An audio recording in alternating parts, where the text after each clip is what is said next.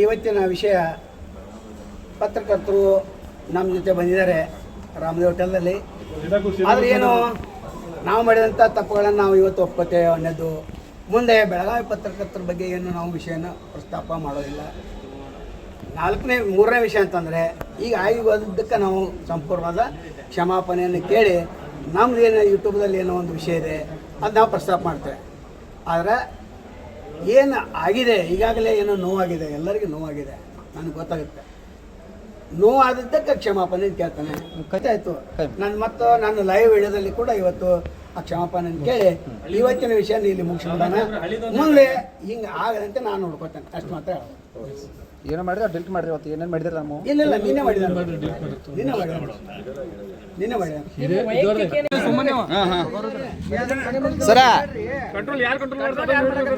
ಸರ ಅಲ್ಲಿಂದ ಮನಸ್ಸು ಆಗಿಲ್ಲ ಸರ. ಒಮ್ಮೆ ಕ್ಷಮೆ ಆಚನೆ ಹೇಳ್ಬಿಡ್ರಿ, ಹೋಗ್ಬಿಡ್ತೀವಿ. ಸುಮ್ಮನೆ ಬೇಡ ಬೇಡ. ಅಲ್ಲ ನಿಮ್ಗೆ ಹೇಳಿದ್ರೆ ಆಗಲೇ ಅಲ್ಲ ಸರ್, ಹಿಂಗಾಗಿ ಕೇಳಿಲ್ಲ ಅಂತ ಅದಕ್ಕೆ ಹುಡುಗರು ಹೇಳ್ತಾವ.